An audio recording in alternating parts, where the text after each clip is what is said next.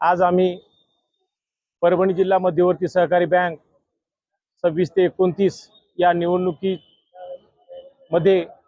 औंढा तालुक्यातून अशी परिस्थिती झाली होती की बिनविरोध ची परिस्थिती निर्माण केली होती आणि ही परिस्थिती म्हणजे लोकशाहीला घातक होती।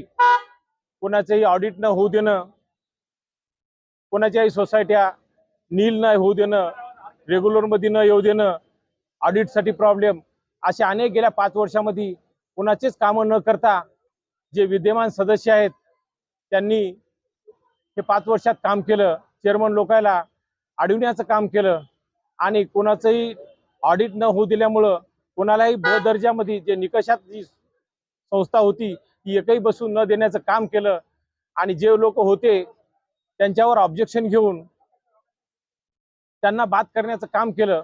त्यामध्येच आमचे लवेकर मामाचा बळी गेला। त्यांनी ती गोष्ट जास्त मनावर घेतली आणि ते अटॅक येऊन वारले। म्हणून आम्ही लोकशाही जीवन ठेवण्याचं काम औंढा तालुक्यामध्ये आज केलेलं आहे।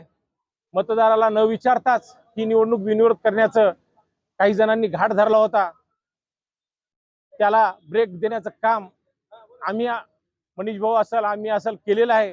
आता सर्व मतदाराला आम्ही अशी विनंती करतो की लोकशाही पद्धतीनं ही निवडणूक झाली पाहिजे आणि एक सर्वसामान्य कुटुंबातील शेतकरी कुटुंबातील या बँकेचा संचालक झाला पाहिजे आणि जेणेकरून सगळ्याचे कामं होतील। नाहीतर आमचं उंटावळून शेळ्या हाकण्याचं काम, बाहेरच्या माणसाला निवडून देण्याचं काम मागच्या काळात केलं ते मतदारांनी यावेळेस होऊ देऊ नये। आम्ही प्रत्येक मतदाराकडे जाणार आहोत आणि प्रत्येकाला विचारणार आहोत वा काय करायचं।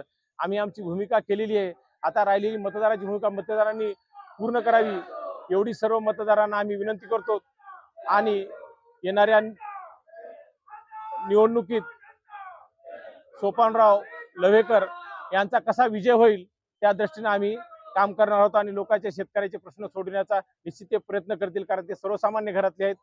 एवढंच सर आम्ही या प्रसंगी सांगतो।